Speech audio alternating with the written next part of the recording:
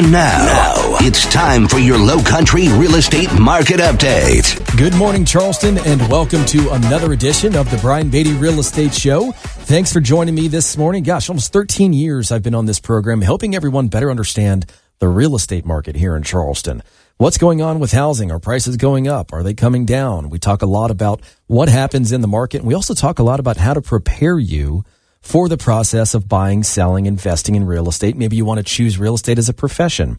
Maybe you have properties you'd like for us to professionally manage for you. We talk about everything with regard to housing. Today, though, I want to talk about really what I think the future of our market looks like. You know, we've got Trump that's coming into office. What are we going to expect moving forward? We've heard for, months from folks that we talk to on an everyday basis from my real estate company that they're going to wait for the election. All right, we're going to wait and see who's president, and then we'll make some plans. And so that is here, right? And so what I want people to understand is I think where this market's going to go, what direction we're headed in right now.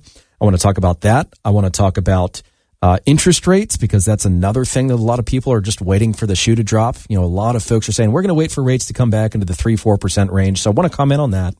And I want to talk about insurance as well, because it's killing us, the insurance costs that we're dealing with, and some of the things that these companies are mandating people do. We'll talk about that in just a little bit, but that's the sense. And I think, there are still a lot of people out there that feel like they have nowhere to go, because in many instances, folks couldn't afford to buy the house they're living in right now if they had to buy it at fair market value with whatever percentage down they put down when they bought it, and at today's interest rates. And so we've got a lot of the folks that would like to move that are just they're locked in right now. They're locked into that 3 or sub 3% mortgage. They're choosing that over a different home, maybe a better home for them, because the payment is more attractive than the new house. And so I get that, but I want to kind of bounce around on a few different topics today, but want to focus on a broader sense on which direction I think this market is headed, because that's really the question I think a lot of people have, is what's going to happen next. Now, I will say that just for those of you that are listening that are thinking of doing something real estate related, you're thinking of buying, selling, investing in real estate, maybe you've got some properties that you'd like to have professionally managed, we'd love the opportunity to help you. I've been in business for 20 years. We've sold about $1 billion worth of real estate over that period of time, really all over the state. Of course, we focus here in the Charleston Tri-County area. We sell land all over the state. And so we can help you with whatever you need, with the exception of commercial. Now, we do refer that to somebody that we know, like, and trust, but would love the opportunity to earn your business. You can give me a ring at 843-800-0065. That's my number. It comes straight to me. Call or text 843-800-0065, or you can check us out online, listingsincharleston.com. That's listingsincharleston.com. So, how we were talking about the fact that a lot of people couldn't afford to purchase the home that they're in now that they bought several years ago. I would say that I'm a great example of that. And here's how the numbers play out, just so you know. First of all, and I kind of want to put myself in the shoes of someone thinking about selling their house right now. I'm not thinking about selling my house. That's my forever home. I'll be there for, as long as I can stand it, which is probably going to be the rest of my life. I'll probably make the wooden box move, so to say. But, if you look at just the history of my home ownership over the past, let's say, 15 years, I bought a house for a 2,400 square foot house in Mount Pleasant in 2011 for $300,000. I got my closing costs paid for, and I got a commission because I'm a real estate agent and they paid me one. I put about $100,000 into it. I bought it for $300,000. I sold it for $550,000 about 4 years later. Made a nice profit on it, and then used those proceeds to buy another home, a more expensive home in Mount Pleasant. So 9 years I've owned this new home in Mount Pleasant. So in that 9-year period, my property has tripled in value. If I had to buy my house today and I put 20% down like I did, my payment would be 4 times what I am currently paying. That is the impact that rates and time have on not only affordability, but equity. And so if you look at the homes in Charleston County, as an example, we went from a median sales price of $371,000 in September of 2019, right before COVID, I guess during COVID, to $730,000 last month. That was our median sales price. In 5 years, properties here have doubled. So you have all these folks that, they want to get into the market. They'd like to move at some point. I know because we talk to them every day. Now, for those that can move, they're just choosing not to right now. And what are some of those reasons? One would be, I don't want to give up my rate. I like my rate better than a different home at a higher payment. Makes a lot of sense. Or I can't afford to buy what I want, so it doesn't make sense to move. Also makes a lot of sense. I'm waiting for interest rates to come down into the 3 to 4% range before I buy. Now, we'll talk about that in just a minute.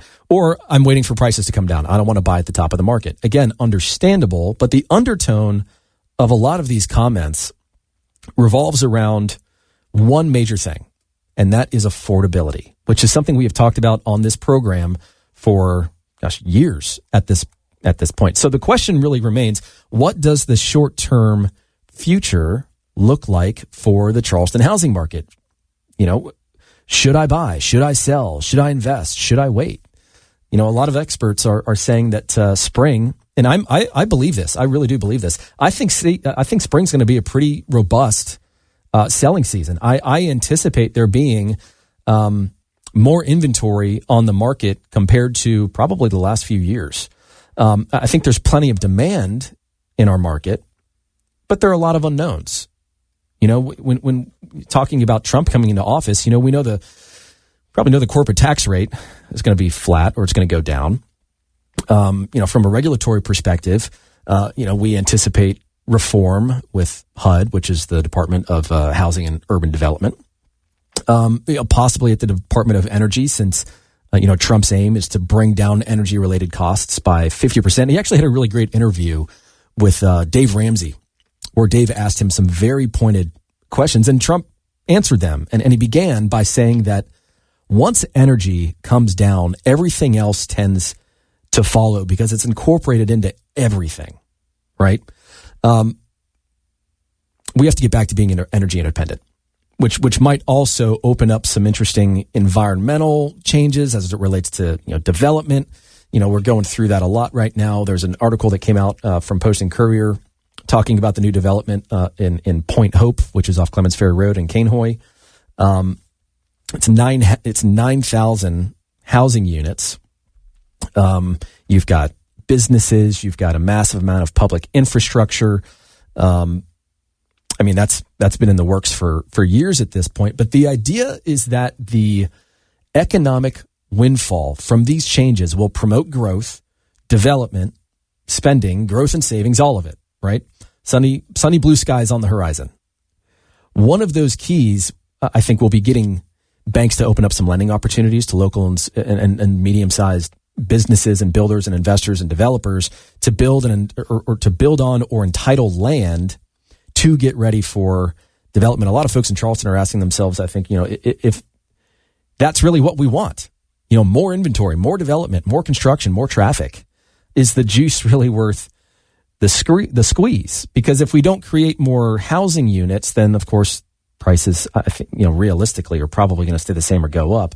And if you look at the comments online, especially on these Post and Courier articles, folks are overwhelmingly against development, and they're not shy about it, but they're also adamantly against the cost of homeownership. So if the issue is inventory, right, and that plays into affordability, there are a few ways to address that. All right, one is drop the rates, which Trump doesn't have any impact on rates. His policy will, which you saw when he won the election. Rates automatically jumped up a little bit, and we'll talk about that in the next segment. But you can drop the rates, which will unlock the resale market. You can incentivize homeowners with some sort of reduction in taxes or credit of some sort. If we need more of our income to go toward housing, then the other option, of course, is just to bring down the cost of everything else while also creating an environment for people and businesses to flourish. Consumer credit card debt has reached an all-time high. As of the third quarter of this year, we are at $1.17 trillion in consumer credit card debt. And the average interest rate on that debt, by the way, is 29%. So we've got all these folks that are already struggling to pay the bills. A lot of these folks were hoping the rate environment would be better. It really hasn't gotten all that better over the course of the past, call it 2 years. And so you've had these folks that bought property with the anticipation of refinancing, saying, we can do it right now, but we're gonna refinance as soon as we can to make things a little easier on us. Ultimately, they still qualified for that property because a lender's not going to let somebody purchase something they can't afford because they want those payments. They don't want the house; they want the payments. But I think there's a lot of economic growth ahead of us, but there's a lot of people that are hurting right now economically, and a lot of those folks, in my mind, are the types of folks that will probably need to sell their house because that's where their cash is. They're house rich and cash poor if they've owned their home for several years because they've got a ton of equity in it. Now, they could, of course, pull some of that equity out through a home equity line of credit or something like that, but I think a lot of those folks are going to be primed to sell that are just struggling, of course, to make those payments, or those that maybe bought with some sort of introductory interest rate incentive. Like we've talked a lot on this program about, as a seller, differentiating yourself or competing against builders, right, that are offering new construction properties. And one way of doing that is to basically artificially lower their interest rate. So it's called a 2-1 rate buy down. And here's what that means. It means that let's say that somebody locks in at today's rates at a 6.5% interest rate. Well, a 2-1 rate buy down would mean that in the first year, instead of paying a 6.5% interest rate, you pay a 4.5% interest rate, right? That's what the 2 is for. The next year, you pay a 5.5% interest rate. That's what the 1 is for. And then the third year, it resets to 6.5%. And the idea is that within that, 24 months before your payment resets to 6.5%, rates have come down and you can refinance. And a lot of those lenders have offered to do that at no lender-based costs. Now, keep in mind, there are still costs associated with refinancing. But, I think there's a lot of interesting twists and turns ahead. Ultimately, I see our market continuing to stabilize next year because I think this has been a year of stabilization for the market.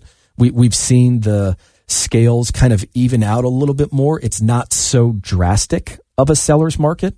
And that's, of course, evidenced by an increased days on market, increased price reductions, increased inventory, increased month supply of inventory, increased negotiability on deals that are getting done. It's fairly across the board. Some segments and some price ranges a little different than others, of course. But I anticipate there being more folks willing and able to put their home on the market next year. And the last thing I'll say is there are a variety of reasons why people sell their homes. And not every reason is a happy reason or a good reason. But you also have a lot of folks. So those are the people that are just going to sell no matter what. No matter what happens in the market, they need to sell their house. But then you have a lot of folks, if you really think about it, that moved here over the past several years from different states that really didn't understand the intricacies of Charleston. So maybe they bought a house because they liked it and they bought it online. Let's not forget that during COVID, a lot of folks were purchasing properties virtually. Well, when they get to the house, a picture's worth 1,000 words. Sometimes the house wasn't what they were anticipating. So there are inevitably a pretty decent sized chunk of folks that moved here a few years ago that have benefited from equity and appreciation, but do not like their house and they want to move. And I think there will be plenty of those folks that decide to go ahead and make that transition and to lessen that blow.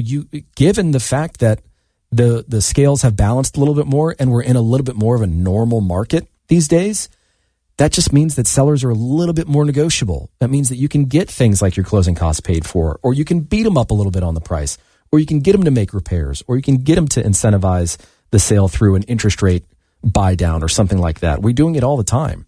And I think both sides of the table need to kind of understand where we are as a market right now and understand kind of the rules of the game because they've changed just a little bit over the course of the past few years. Not drastically. Sellers are still, I think, in control for the most part, but that's a tough blanket statement to stand by because there are some areas, there are some price ranges, some neighborhoods even where there's saturation and those homes are sitting. And the sellers are now getting to a point where because they're competing with other homeowners, they're going to start chopping those other homeowners out at the knees. They're going to start reducing their price and playing that game in order to be the first one to sell. So we're going to talk more about this. I want to talk about rates next. Stick around because we have a lot more to cover right here on the Brian Beatty Real Estate Show. And remember, if you want to reach out to me, you have questions, you want to talk to me personally about your position, would love the opportunity to help in any way I can. My number is 843-800-0065. That's 843-800-0065. Or check us out online at listingsincharleston.com. That's listingsincharleston.com. I want to dive into trends in the mortgage and housing markets. I want to talk about rates for a while because, we had in October, we had quite a bit of uncertainty with this election. I mean, we had some hopes and some dreams, but it was a little touch and go there for a moment, which ultimately pushed rates a little higher. Then last week after Trump was elected, we actually saw another bump as the stock market and the treasury yields reacted to the election results. So the day after the election, the 10-year treasury shot up 15 basis points and the mortgage rates very closely mirror the 10-year treasury yield. So now with, Trump in place, experts are predicting that mortgage rates will ease gradually over time, but to not expect smooth sailing. Powell mentioned that, strong economic growth is what's giving policymakers room to just wait a little bit longer before deciding on future rate cuts. And if the Fed does cut rates, it'll of course open up things like the resale market, like we were talking about, but higher growth expectations or a larger government deficit could in fact push interest rates up a little bit. So what's the outlook? Where are we talking about here? Are we talking about staying in the sixes? Are we going down to the fives? Will we see the fours and threes anytime soon? It's likely to stay somewhat volatile for at least the next little while. We're going to have to wait and see how policies take shape. We're going to, of course, have to assess the economy at any given point in time and make decisions on what's right or not yet. But I think in the grand scheme of things, when you look at what the experts are projecting, we will likely be back down into the 5% range sometime late next year, maybe. But for now, to just be used to rates being at or around 6 or have a 6 in front of it. Now, for all the folks that bought a home, maybe this time last year when rates were at their peak, it might provide you with some good opportunity to do a refinance. So for those of you that just bought at the height of the market, check your interest rate versus what it is now. And if you don't have a great lender contact, let me know, because I've got 3 folks that we spend the majority of our business to that just do a fantastic job. So if that's something that you're interested in, let me know. But just don't forget that refinancing is not free. There are costs like, closing fees from the attorney, the appraisal, title insurance. All these things can add up. I mean, typical closing costs on just a regular purchase are somewhere around 3% of the purchase price. That's about what we anticipate. But, the interest rate in and of itself is a big lever, right? A lot of people are hinging their plans on what that number is. I want to, I think, bring up another side of the coin, though, which is that, of course, look, when you're looking at making a move, the payment has to make sense, right? Everybody looks at homes based on the purchase price, but in reality, what they're looking at is how much is this going to cost me to own this home every month? And is that feasible? Is that reasonable? Can I do that? Is that a number that I feel pretty locked in about? Or is that number giving me a lot of trepidation, a lot of nervousness? Maybe you have a job where you're not making the same amount of money every day, every week, like me. It's my income varies. Depends on how many homes I sell and properties we manage or properties I flip or whatever it is. And so, I think that for those that are thinking about refinance, just a quick word of caution that you need to work with somebody that is going to sit down and explain the cost benefit analysis, which is huge, right? If you're going to spend only a few more years in your property, it probably doesn't make sense to refinance. unless you've got an atrocious interest rate and you can gain several points back. But you're going to have an upfront cost, and then you're going to have to measure that against the savings associated with that payment over time. In other words, based on the amount it costs you to renovate to refinance your house, based on that cost, how long is it going to take for you to recoup that money? Is it a year? Is it 2? Is it 3? Is it 5? How long are you going to be in that house? Those are the conversations that I think folks need to be having with their lender, and really it should be stemming from the lender, because most homeowners might not think about something like that. They just want to lower their payment. So take that into account when you're looking at your own personal mortgage. If you bought at the height of the market, it might make sense to refinance again if you've got plenty of time left in the property. The other thing that I would say is that, we have had record equity gains. I mean, incredible amounts of equity have been created over the past several years. I mean, we have a net equity in our country of almost $18 trillion, which is up 1.3 trillion or 8% just from a year ago. That is incredible. So, I think sometimes folks maybe forget that the cash they've earned in their home can be used to be put down on the house they want to buy. I mean, it sounds a little silly saying it out loud, but it's true.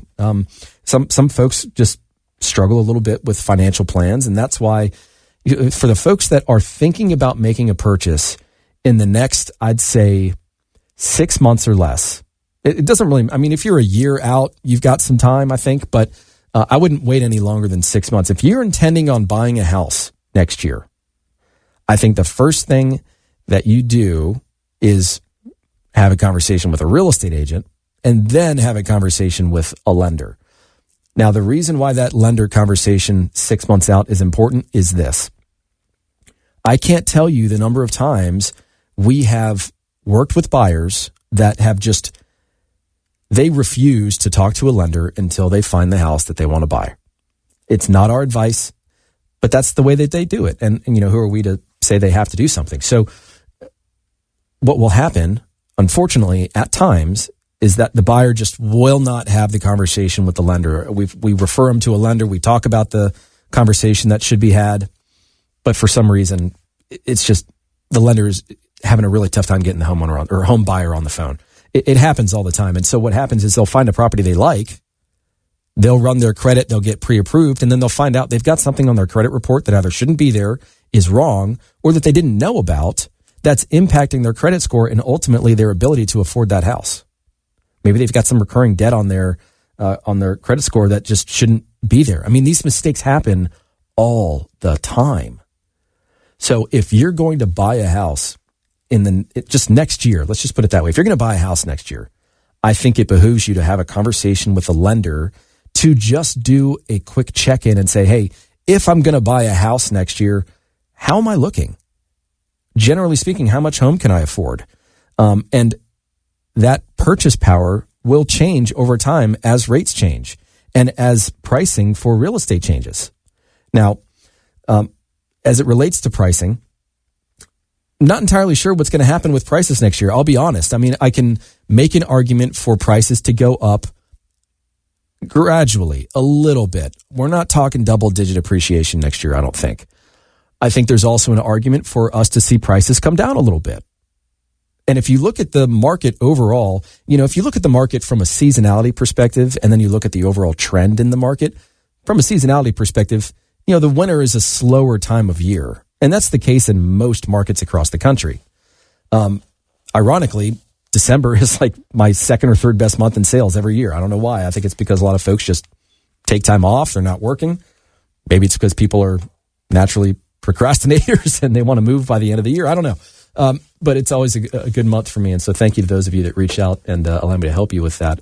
But I think, if we've got the seasonality of the market, but then we have the broader overall market trend for Charleston, the broader overall market trend is moving toward a more balanced market, right? Where there's no real upward or downward pressure on supply, demand, prices. It's just a normal market that increases annually at the rate of inflation. right? We're not there yet, but that's where we're trending. And so what we're seeing is more buyer behavior consistent with a buyer market. And sellers just aren't used to it because they're used to having all the power.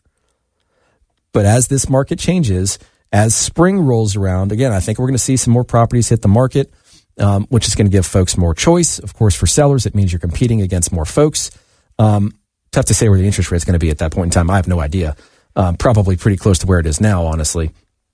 But I think that, again, given the nature of the market right now, I think buyers, if they are focused on interest rates, have the unique ability and a unique window for the next, few months maybe, tough to say, to get the seller to agree to lower your interest rate. They literally are going to take some of their proceeds and pay the lender to reduce your interest rate. That's how it works.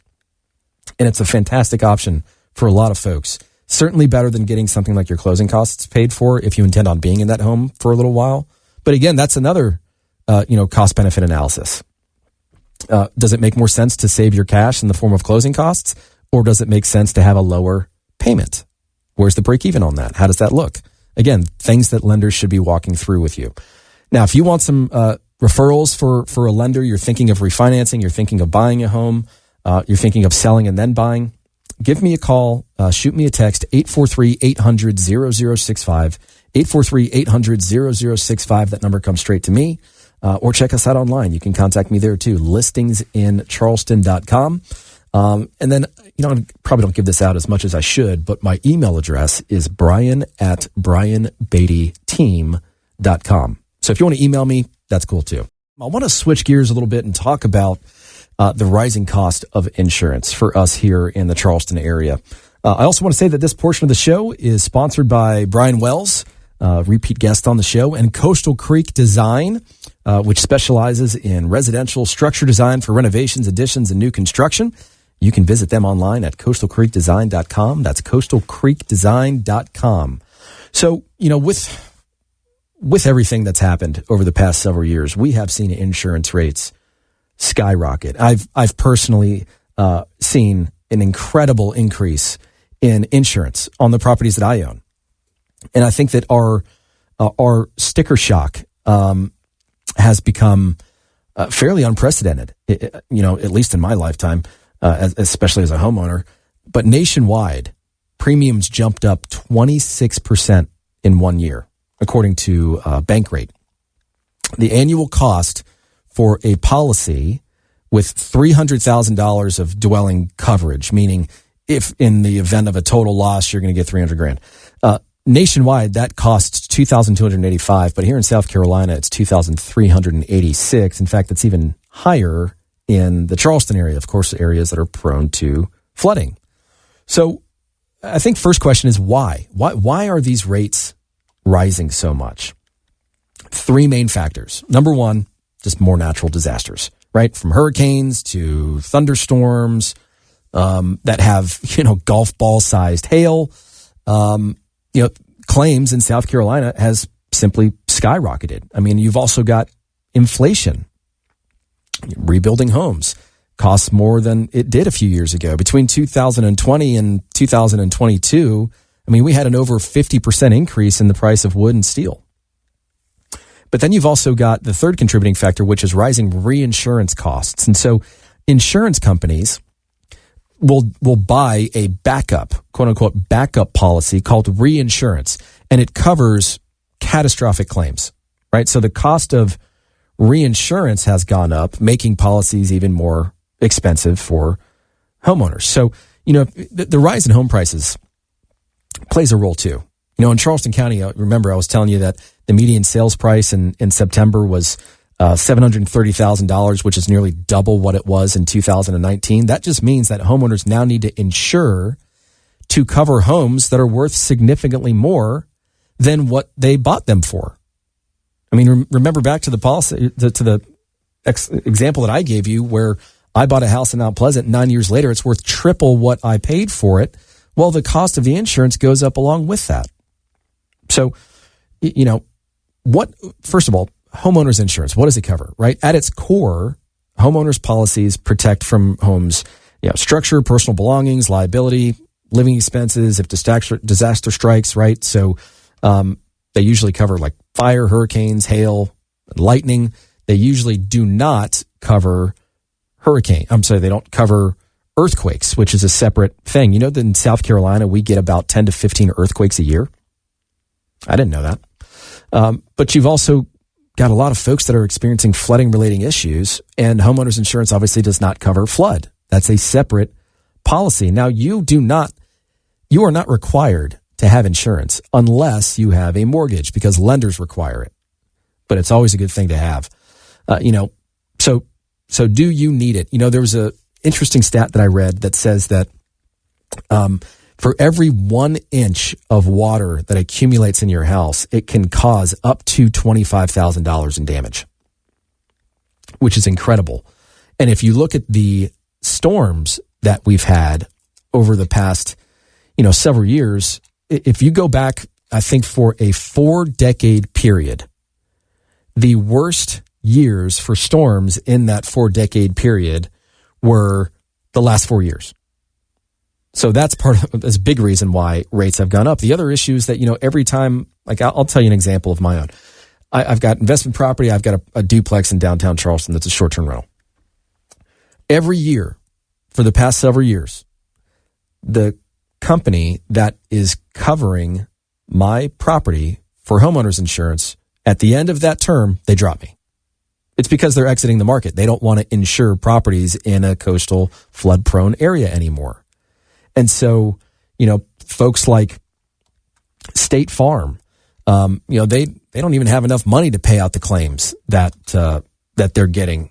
So they're not in our market.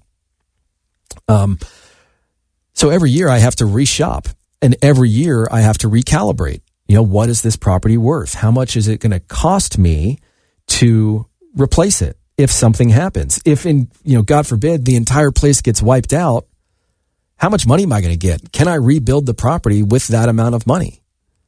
When I switched insurance companies, we were looking at my insurance policy, and he said, you've got a $400,000, you've got $400,000 in replacement value. That's the max amount you're going to get in the event of a total loss. I was like, dude, I can't even build half the property for that. So we had to recalibrate. And guess what happened? My insurance basically doubled.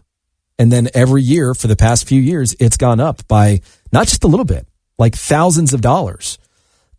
It's incredible the amount of money that we're paying to insure that property and how much it's gone up over the past several years. And so when we talk about the housing market and we talk about what's going to quote unquote fix it, as if there's a problem with it to begin with.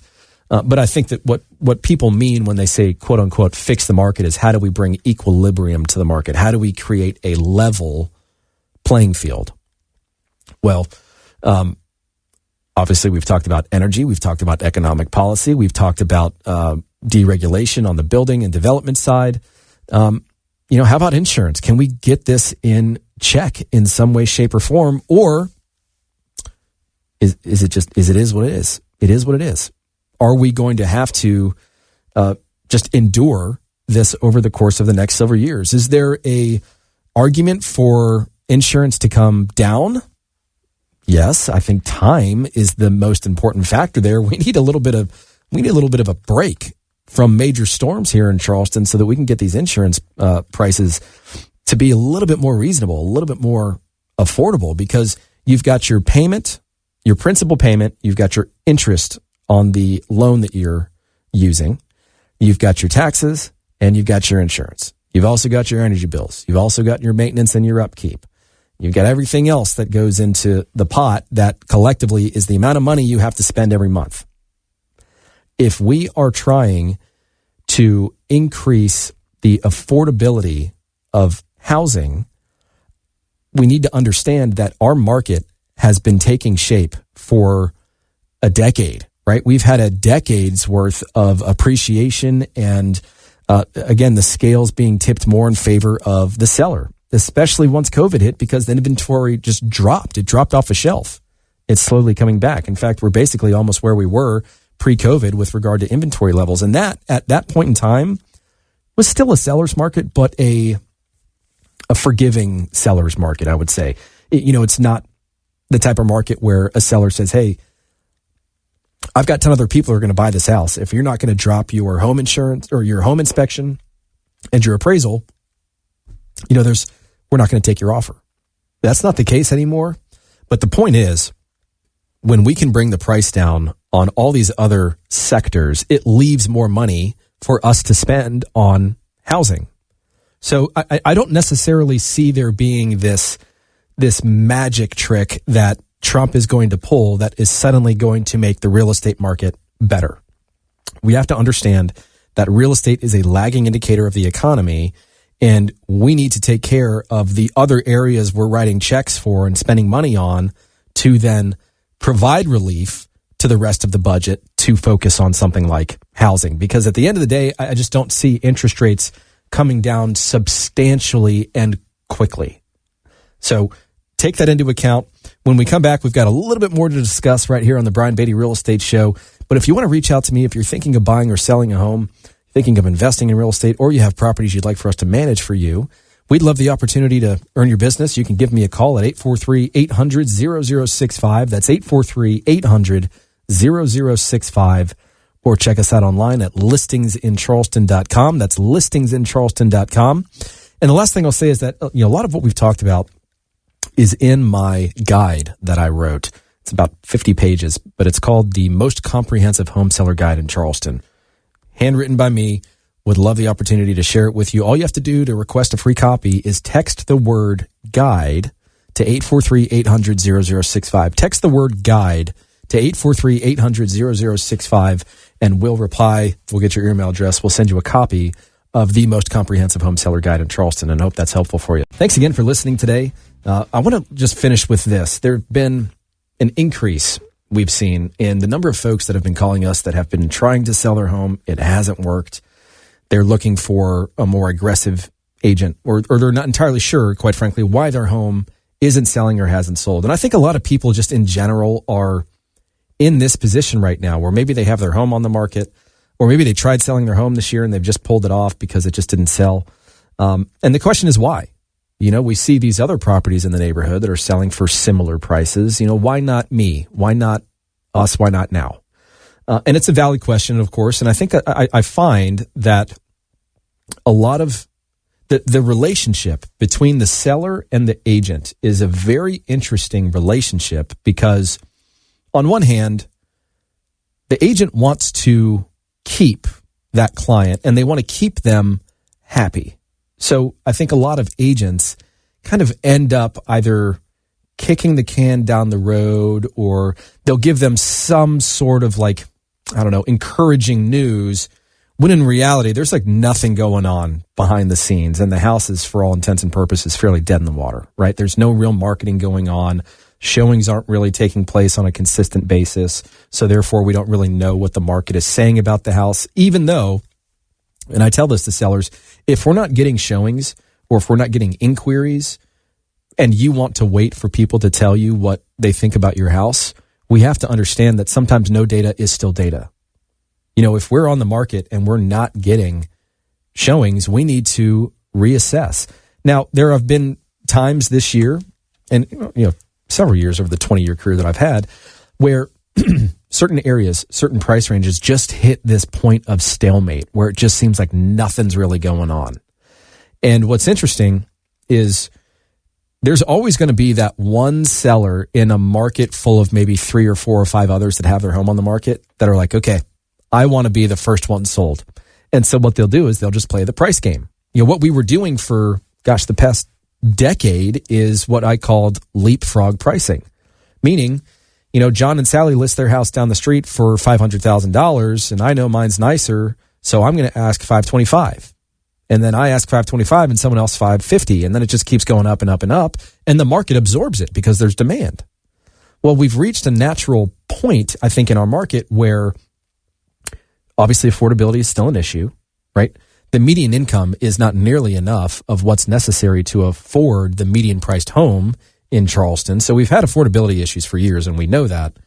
But there are, I think, a large collection of folks out there that either have tried selling their home and are frustrated, are trying to sell their home are frustrated, or will be selling their home next year and may be frustrated. That's the whole point here, is to avoid frustration and just to get it right the first time. But if you're in a position where, the home's on the market, and I can't speak to, I want to make sure I'm not crossing any ethical lines here, because your relationship with your agent is what matters most, and I'm not here to interfere with that. I will say, generally speaking, when I interview with sellers for the job of helping them sell their house, and I go through not just our marketing plan and all that we're going to do to actually get the home in front of ready, willing, and able buyers, the things that we are going to do personally, not that happen automatically as a result of just being online.